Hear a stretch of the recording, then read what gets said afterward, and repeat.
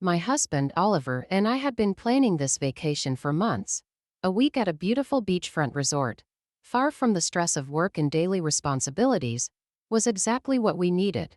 We left early in the morning to avoid traffic. The drive was scenic, rolling golden fields, towering pine trees, and a bright blue sky without a single cloud. We listened to music, laughed, and excitedly discussed our plans for the trip. Halfway through the journey, we stopped at a small roadside convenience store. I went inside to buy water and snacks while Oliver stayed in the car. But when I came back, the car was gone. At first, I thought he had just moved to a different parking spot. I walked around the small lot, scanning the area. Nothing. I pulled out my phone and called him. "Oliver, where are you?" I asked, trying to keep my voice calm. He chuckled. "Oh no. Looks like I forgot you. Guess you'll have to walk the rest of the way." "This isn't funny," I said, irritation creeping into my voice. "Relax, babe. It's just a joke. I'll turn around now." I sighed, trying to shake off my annoyance. Oliver had always been a prankster, sometimes to a fault. But he wasn't cruel. He'd be back any minute. Or so I thought. Minutes passed. Then an hour. I called again. No answer. 2 hours. By now, my mild annoyance had turned into full-blown panic. My phone battery was draining fast, and I was stranded in the middle of nowhere. The store owner let me charge my phone, and I finally called a taxi. By the time I arrived at the resort, night had fallen. I stormed into the lobby, my heart pounding. And then I saw him. Oliver stood there, pale as a ghost. His eyes were wide with shock. "Sophie," he whispered, rushing toward me. "What the hell, Oliver?" I snapped. "Why didn't you come back? Why didn't you pick up your phone?" He grabbed my hands, gripping them tightly. "Sophie, I did come back." His voice trembled. "I turned around after 5 minutes, but you were gone." I stared at him, confused. "What do you mean, gone? I was waiting right there. I searched everywhere. I called the police, checked hospitals. Sophie, I thought something happened to you." His breath was shaky, his hands still gripping mine like I might disappear again. My stomach dropped. If he had really come back, if he had searched for me, then where was I? How had I just vanished? Part 2: The Vanishing. My mind spun. This had to be some kind of misunderstanding. I don't understand," I stammered. "I never left the store's parking lot. I was waiting for you the whole time." Oliver shook his head, his face still pale. "Sophie, I swear to you I drove straight back. I didn't take a wrong turn. I didn't waste time. But when I got there, you were gone." A cold shiver ran down my spine. I pulled out my phone, scrolling through my call log. "Look, I called you multiple times. Why didn't you pick up?" His hands clenched. "My phone died. I didn't even realize it until I got to the police station. When I got there, they said they couldn't file a missing person report until 24 hours had passed. But I knew something was wrong. You wouldn't just disappear." My breath came out in short, uneven gasps. This didn't make sense. I was sure I had waited for him in that parking lot. Had I blacked out? Been taken somewhere? No, that was impossible. The store owner had seen me waiting. "Let's go back," I said suddenly. "To the store. Maybe they have security cameras." Oliver nodded without hesitation. "Yeah, let's do it." The drive back was silent, tense. The once beautiful scenery now felt eerie, like something lurking beneath the surface. I clutched my phone, watching the familiar road signs pass by. When we reached the small store, it was almost midnight. The place was closed, but the lights inside were still on. I knocked on the glass door until the same man from earlier, the owner, came out. He looked surprised to see me again. "Oh, you found her," he said to Oliver. Oliver and I exchanged a confused glance. "Wait, what?" I asked. The man frowned. "Your husband came here hours ago looking for you. I told him you left in a taxi." My stomach dropped. "No, I didn't," I said. "I waited here for hours. You even let me charge my phone." The owner's face darkened. "No, miss. You were only here for about 10 minutes." I felt like the ground beneath me was shifting. Oliver turned to me, his expression unreadable. "Sophie, you were gone when I got here. If you weren't, then where the hell were you?" I had no answer, and for the first time I wasn't sure I wanted one. Part 3: The Gap in Time. A deep, Suffocating silence settled between us. The store owner, an older man with tired eyes, shifted uncomfortably under our stares. "Look," he said hesitantly. "I don't know what's going on here, but I saw her get into a taxi. She stood outside, looked around like she was waiting for something, then flagged down a cab and left." "That's impossible," I whispered. "I never got into a taxi. I stayed right here." Oliver ran a hand through his hair, looking like he was about to lose his mind. "Do you have security cameras?" The man hesitated. "Yeah, but they only store footage for a day or two before it gets wiped. If you want to see, we better check now." We followed him inside, past aisles of snacks and drinks, into a back room where an old computer sat humming. He clicked through a few files until he pulled up the footage from earlier that day. I held my breath as the video played. There I was, stepping out of the store, looking around. I glanced down at my phone, then up at the road, shifting nervously. I walked a few steps forward, hesitated, and then to my horror, I saw myself flagging down a taxi. I covered my mouth with my hand. "No, Ibarata. That's not me."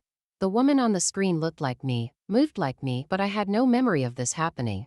The footage showed me getting into the taxi. The car drove off. Then nothing. Oliver and I stared at each other, our minds racing with questions neither of us could answer. "If this isn't you," Oliver said slowly, "then who the hell is it? Or worse, what if it was me? But if that were true, then where had I gone?" Part 4. The woman who wasn't me. The room felt too small, the air too thick.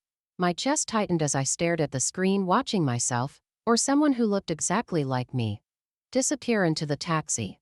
"I don't understand." My voice barely came out as a whisper. "I never got into that car." Oliver's grip on my hand tightened. "There has to be an explanation." The store owner rubbed the back of his neck. "Look, lady, I don't know what to tell you. You were standing right there. You flagged down the cab, got in, and left. I even waved at you when you glanced back at the store." I turned sharply toward him. "I never looked back." He hesitated, a flicker of doubt crossing his face. "Well, I guess I assumed you did.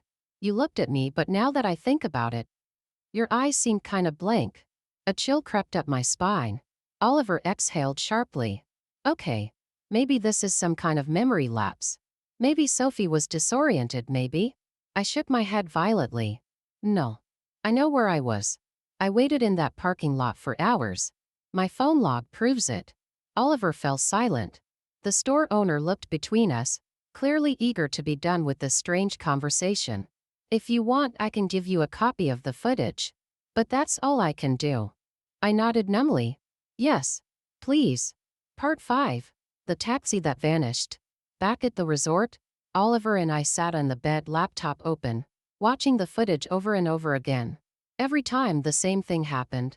The woman me walked out, flagged down a cab, got in, and left. "There's gotta be a way to find that taxi," Oliver muttered. "Maybe the driver remembers you." My fingers trembled as I reached for my phone. "I'll call the cab company." But when I did, the response made my stomach drop. "We don't have any taxis operating in that area around that time," the dispatcher said firmly. "Are you sure it was one of ours?" I glanced at Oliver, my heart racing. "Yes. It was yellow, had your logo on the side. The security footage shows it." The woman on the other end of the line hesitated. "Ma'am, I don't know what to tell you, but our system doesn't show any pickups in that location today." I hung up, my blood running cold. The taxi didn't exist. Or at least it shouldn't have. Oliver and I sat in silence, the weight of the situation pressing down on us. Then he spoke. "Sophie, what if it wasn't a taxi?" I stared at him, my pulse pounding in my ears. "Then what was it?" He hesitated. "I don't know. But what if it didn't take someone else pretending to be you?" He looked at me, eyes dark with something close to fear. "What if it took you?" Part 6. The gap in my memory. Oliver's words sent a chill through me. What if it took me? No. That was impossible. I had been at the store. I had been waiting. I had proof. My phone calls, my texts. The way my battery drained as I desperately tried to reach Oliver. And yet, the footage told a different story. A story where I had left. I swallowed hard. "You're saying that I was taken? But I'm here, Oliver. I never left." Oliver ran a hand through his hair. But what if he did? What if something, I don't know, replaced you? I scoffed, trying to ignore the icy fear creeping into my bones. That's insane. Is it? He turned the laptop toward me, rewinding the footage to the exact moment where I got into the taxi. Watch closely. I leaned in, my heart hammering. At first, everything seemed normal. The woman, me, moved naturally, stepped into the taxi like any other person would. But then just before the car door closed, something shifted. For the briefest second, the image flickered. The figure inside the cab blurred. It was as if her face lost definition, her body turning into a distorted smear of light and shadow. Then, just as quickly, it was gone. The taxi drove off. I jerked back from the screen. No. That's just a glitch in the footage. Oliver didn't look convinced. What if it's not? I shook my head violently. No. I'm me, Oliver. Nothing happened to me. But I wasn't so sure anymore. Because if that wasn't me in the taxi, then where had I really been? Part 7, The Dreams. That night, I'd barely slept. When I did, I dreamed. I was standing on the side of the road waiting. The world around me was silent. No cars. No wind. The sky was too dark, the stars too bright. Then headlights appeared in the distance. A taxi, identical to the one in the footage, rolled toward me. But something was off. The windows were too dark, like deep, endless voids. The driver's face was shadowed, his features blurred. I wanted to run, to move, but my feet were glued to the ground. The door opened. A hand reached out. And then, I woke up gasping. Oliver stirred beside me. Sophie? What's wrong? I couldn't answer. My heart was racing, my skin clammy with sweat. Because for a moment, just a fleeting, horrible moment, when I opened my eyes, I wasn't sure where I was. Or who I was. Part 8, The Wrong Reflection. The next morning I felt strange. Off. Like my body was slightly out of sync with itself. I chalked it up to stress and exhaustion. But when I went into the bathroom and looked into the mirror, a deep unease crawled up my spine. Something wasn't right. I leaned in closer. My face stared back at me. Same brown eyes, same slightly chapped lips, same faint scar on my chin from when I fell as a kid. But the longer I stared, the more I felt watched. Not in a normal, I'm looking at myself in the mirror way. No. It was as if the reflection was looking at me. I exhaled shakily, reaching up to touch my cheek. My reflection did the same, perfectly mirroring me. Of course it did. It was just a mirror. And yet, I turned my head slightly, just a tiny, almost imperceptible fraction of a second. And in that moment, I could have sworn that my reflection didn't move at the same time. It was just the briefest delay, a fraction of a second. But I saw it. I stumbled backward, my heart hammering. No. Iwispadet. That's not possible. I squeezed my eyes shut, took a deep breath, and looked again. Everything was normal. I let out a nervous laugh, shaking my head. You're losing it, Sophie. But deep inside, I couldn't shake the feeling that something had shifted. That I wasn't quite the same person I was before. Part 9. The Man in the Hallway. For the rest of the day, Oliver kept a close eye on me. He didn't say it out loud, but I could tell. He was watching me like I might disappear again. I didn't blame him. That evening, as we were heading to dinner, I stopped in the hallway of the hotel. Someone was standing at the far end. A man. He was tall, wearing a dark coat. I couldn't see his face clearly, but something about the way he stood, completely still, shoulders squared, sent a wave of unease through me. Sophie, Oliver called from ahead. I turned to him. Do you see that man? Oliver frowned, looking in the direction I was pointing.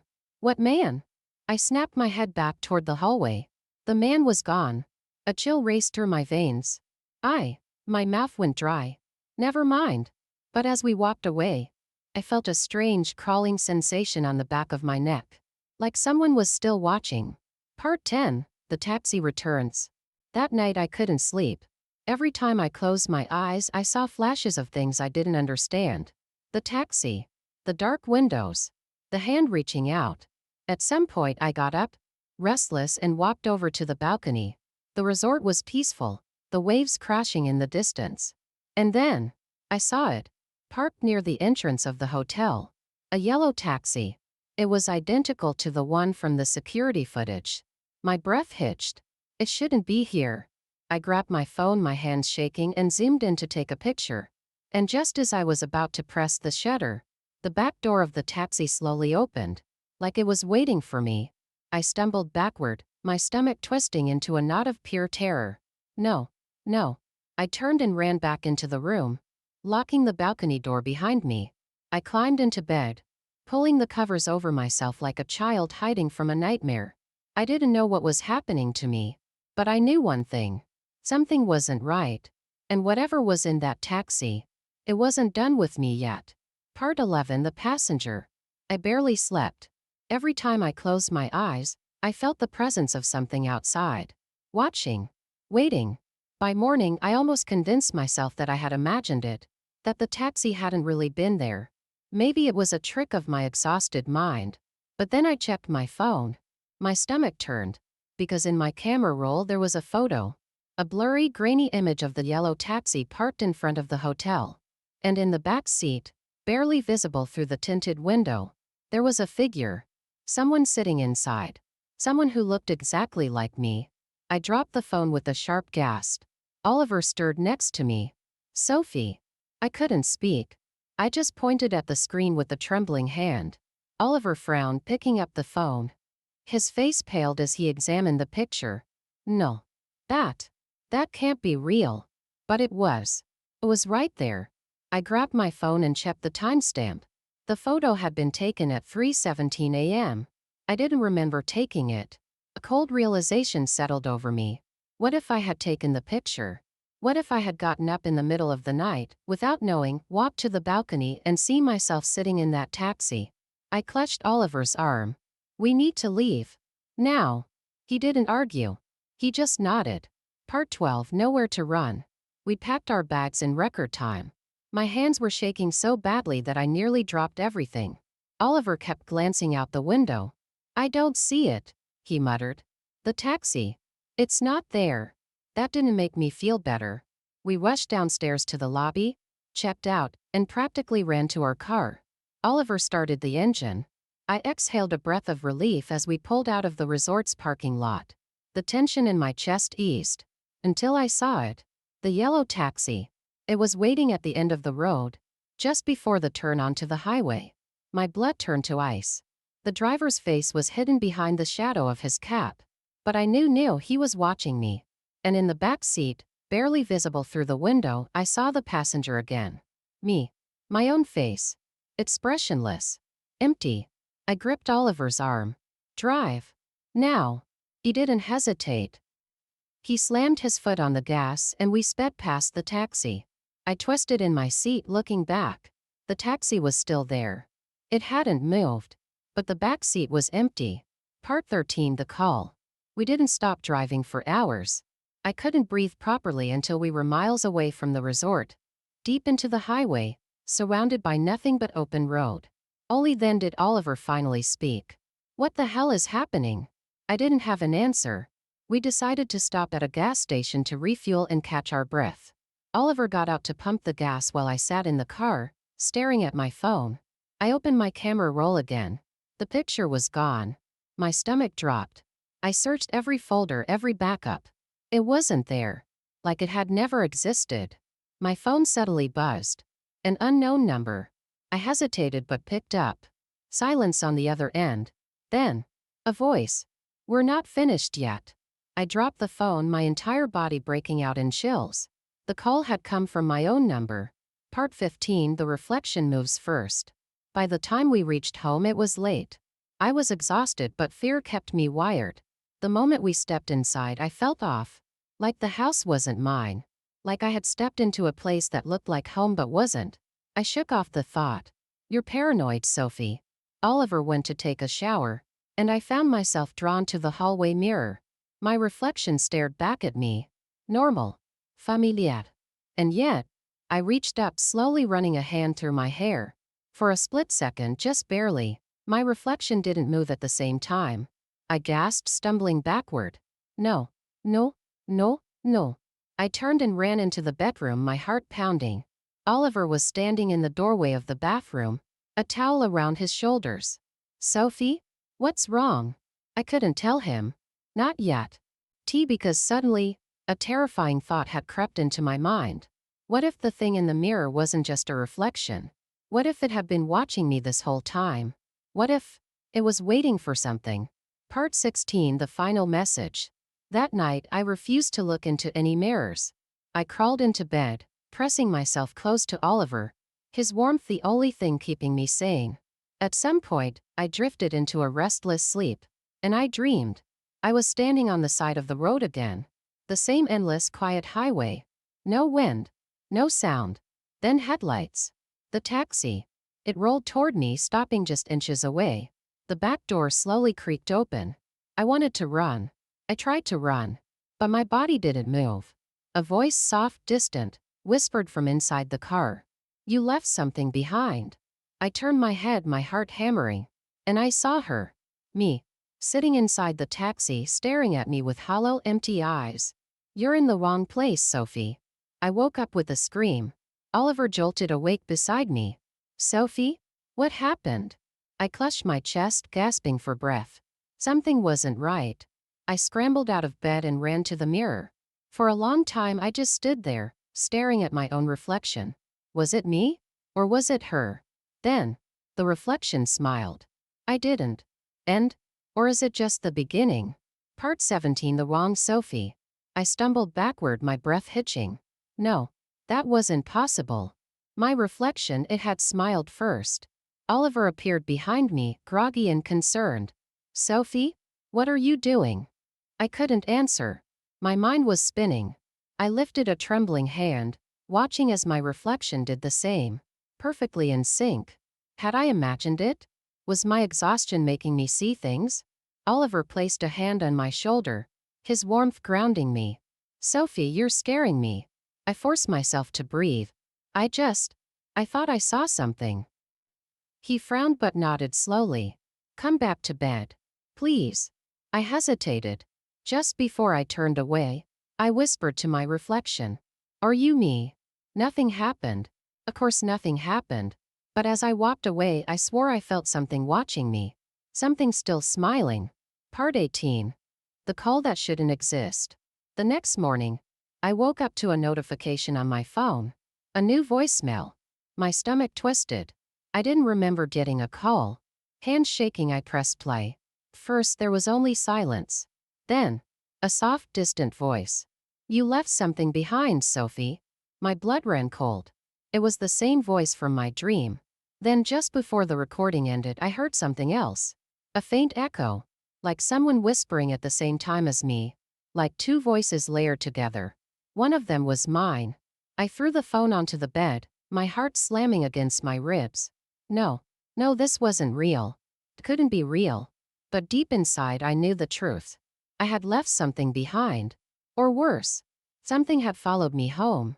Part 19, the cracks in reality. Over the next few days things only got stranger. It was little things at first.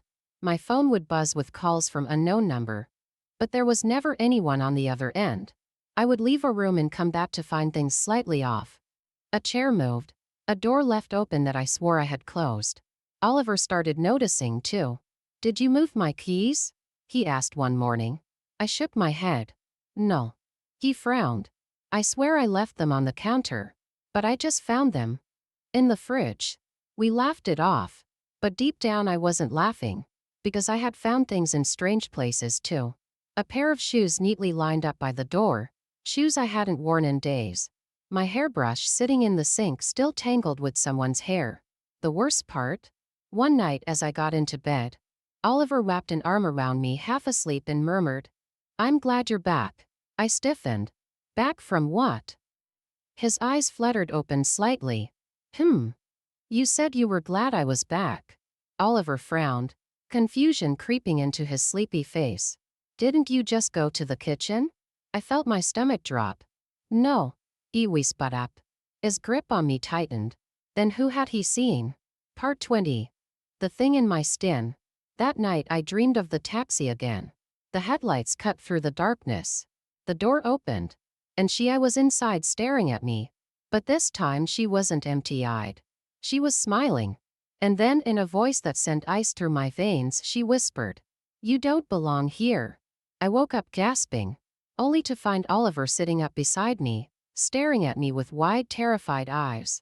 "Sophie," he choked out. "You were talking in your sleep." I swallowed hard. What was I saying? His face paled. "You kept saying, 'Let me back in.'" Part 21, the final choice. I didn't sleep after that. Instead, I crept to the bathroom, staring at my reflection under the harsh fluorescent light. My own face stared back.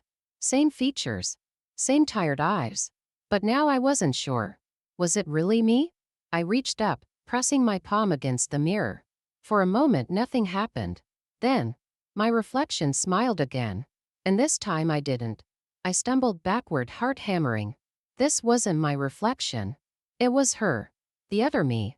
The one from the taxi. She tilted her head, her smile widening, and whispered, though there was no sound, "Let me back in." I turned and ran, not stopping until I was back in bed, Oliver's arms around me. But I knew the truth now. I had left something behind. Or worse, I had brought something back. And sooner or later, one of us would have to go. Or is the real Sophie still waiting? Part 22, the wrong name. Days passed. The feeling didn't go away. I wasn't alone. It wasn't just paranoia, little things kept happening. My own voice echoing back at me when I was alone. Shadows moving in places they shouldn't. The mirror catching glimpses of me in poses I hadn't made. Then one evening, Oliver called me from the kitchen. "Sophie, come here for a sec." I walked in, heart pounding for no reason I could explain. "What is it?" He held up my phone. The screen was on my missed call log. All of them were from my number. "I didn't call myself," I whispered. "I know," Oliver said quietly. Then, hesitantly, he showed me something else.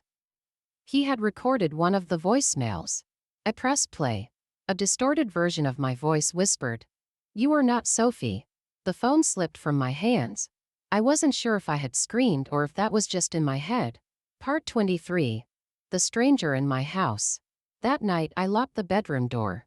It didn't matter if Oliver thought I was being paranoid. I knew something was wrong. But at some point I woke up. The room was dark. Silent. I felt off, like something had just moved. Then I heard it. Soft, barely audible footsteps. Coming from inside the room. I turned my head ever so slowly. And I saw it. A figure standing near the foot of the bed. Not moving. Not breathing. Just standing there. The air turned ice cold. My body locked in place, every instinct screaming at me to run. The figure took a slow step forward. And even in the darkness I could see its face. My face. It smiled. And in my own voice it whispered, "You are in my place." Part 24. The switch. I tried to scream. But the moment I opened my mouth, the world shifted. Like a rubber band snapping. For a brief, terrifying second, I felt weightless, like I was falling between two places at once. Then, everything snapped back. I gasped, sitting up in bed. Sunlight streamed through the window. Morning. Oliver stirred beside me. "Hey," he mumbled sleepily. "You okay?" I turned to him, my heart still hammering. I stopped. My voice sounded wrong. Slightly off. Too sharp. I swallowed hard and turned toward the mirror across the room. And my reflection. It didn't move. Not at the same time. A slow, creeping smile spread across its lips. And I realized, with a stomach-dropping sense of horror, I wasn't the one in the bed anymore. I was the one in the mirror. And the thing in my body? It turned to Oliver and said, in my voice, "I'm Fine."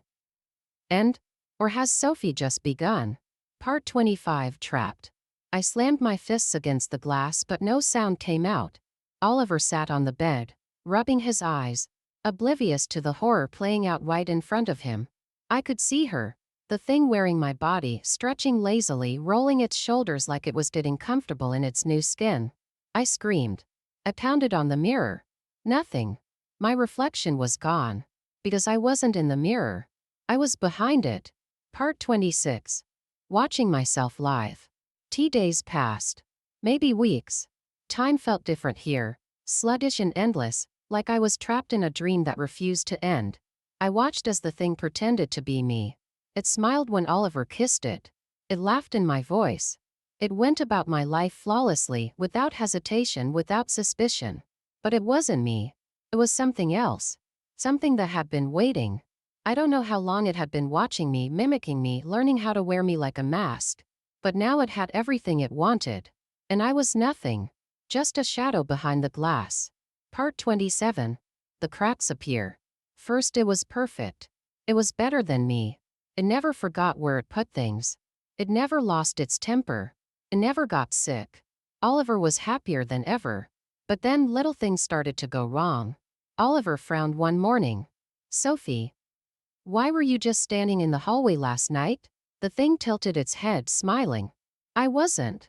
I woke up and saw you, Oliver insisted. Just standing there. Staring at the bed. The thing blinked. You must have been dreaming. Oliver didn't argue. But I saw the way his hands clenched, the way his smile faltered. He was starting to notice. And I realized, it might have stolen my place. But it wasn't perfect. Not yet. Part 28. The final message. One night, Oliver left his phone on the nightstand. The thing in my body fell asleep beside him, curled up like a real person. I focused.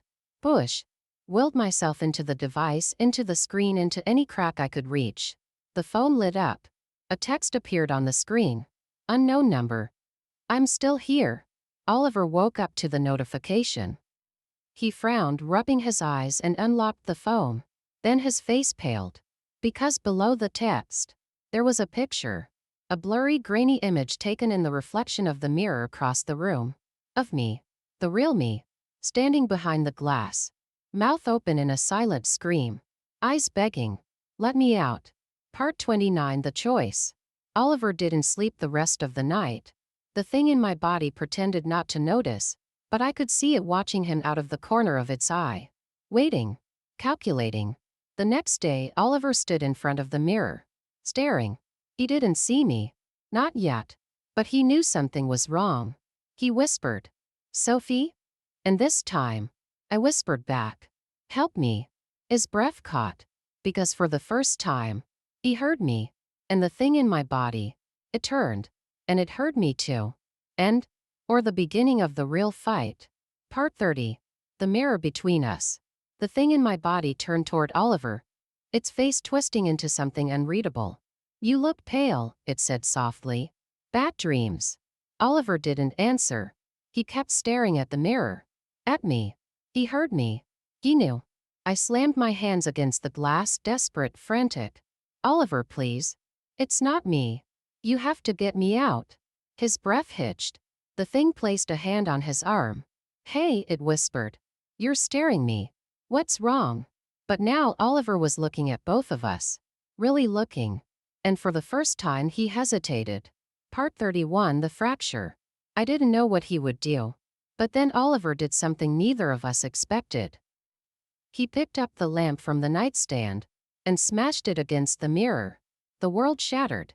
Glass exploded outward, and suddenly I was falling, tumbling through space, through static, to something cold and endless and wrong. For a single heartbeat I saw everything. The mirrors. The spaces between them. The things that lurked there. Waiting. Watching. Taking. And then, I hit the floor. My body. My real body. I gasped, feeling my own skin, my own heartbeat, my own voice as I coughed and gasped for air. I was back. And across from me, the thing lay crumpled among the shards of broken glass. Its face twisted in rage, its mouth opening in a silent, furious scream. Before it faded. Melting into the shards. Into nothing. Gone. Part 32. The last reflection. Oliver grabbed me, pulling me close. His heartbeat thundered against my cheek. Sophie? Is it really you? Tears streamed down my face. I clung to him. It's me. It's really me. He pulled back just enough to search my face, his eyes filled with hesitation but also belief. I was back. I was me. We cleaned up the mirror that night, sweeping every last shard into the trash. I made Oliver promise we wouldn't keep any mirrors in the house for a while. He didn't argue.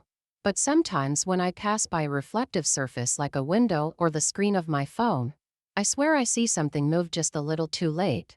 Like something still watching. Still waiting. But I don't stop to look anymore. 'Cause this time, I won't give it a never chance. The end.